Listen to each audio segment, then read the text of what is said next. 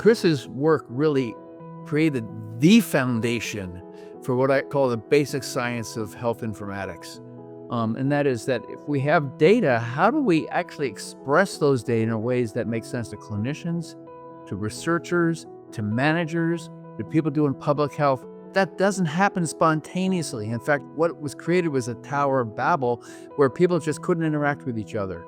All that stuff had to be worked out, and Chris was one of the few global leaders that made that happen. Chris got himself to be the chairman of the coordinating committee for all of the committees that were forming ICD-11, and he took ICD-11 and he gave them the form they wanted that the epidemiologists were used to on the surface, but underneath it was a rich semantic representation, multiple hierarchies, concept orientation, concept permanence, meaningless identifiers, synonymy, all the things that everybody had been talking about for decades. He finally got it into ICD-11. Dr. Chute has really changed the field of clinical and translational informatics through his ability to integrate different standards and data sources and really thinking about how to apply those integrated data to a variety of different scientific problems, everything from rare diseases to epidemiology of COVID and long COVID.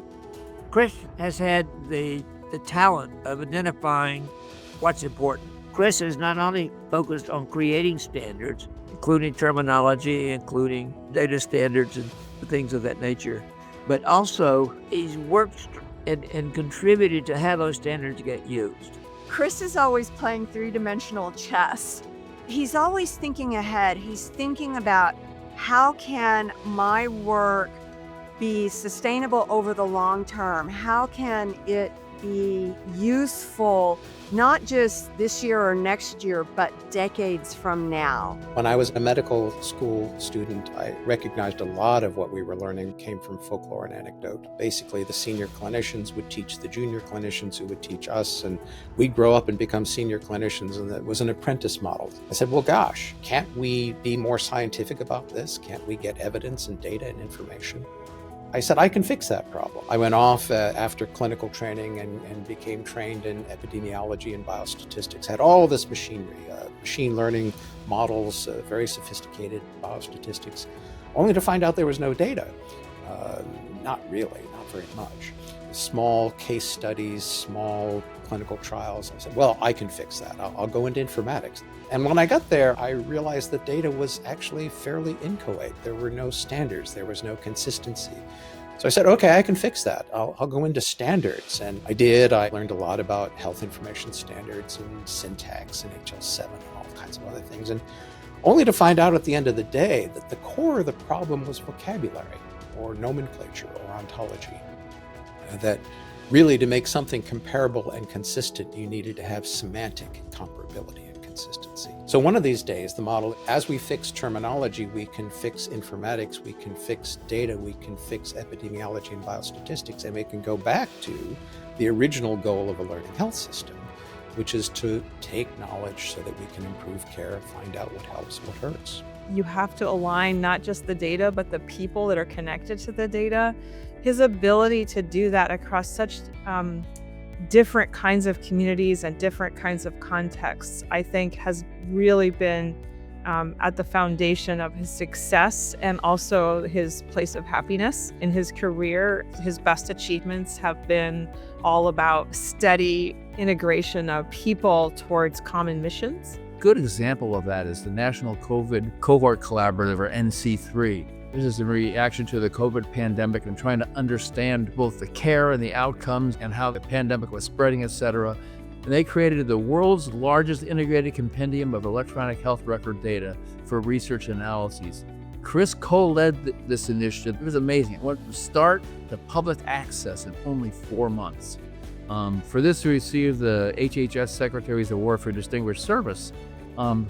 That's only possible because of Chris's 2 decades of effective leadership. This was just the next obvious thing built on top of the infrastructure that he was fundamental in creating. And that really was an amazing accomplishment in terms of sheer size and scope of the project, but also in demonstrating that all of us working in clinical informatics in the background actually have something to contribute and can actually be nimble and pivot our work in reaction to healthcare need that arises, an emergency in this case. And it is really Dr. Chute's kind of working together with myself and other dear colleagues that we've been able to really think about ways that we can put the patient back together again to realize that vision of real-world data as a public utility. My hidden agenda in all this natural language processing stuff was what we call today, called then actually, named entity recognition.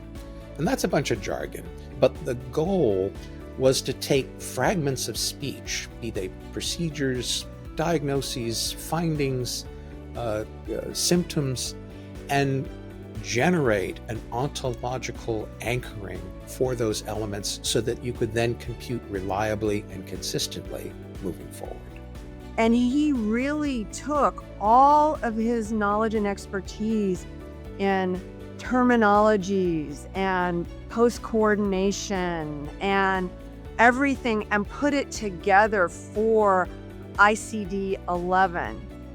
And I think it's groundbreaking for the entire world. I actually believe that if we can get ICD-11 implemented, not just in the United States, but across the world, it could be the last big revision of ICD that we have.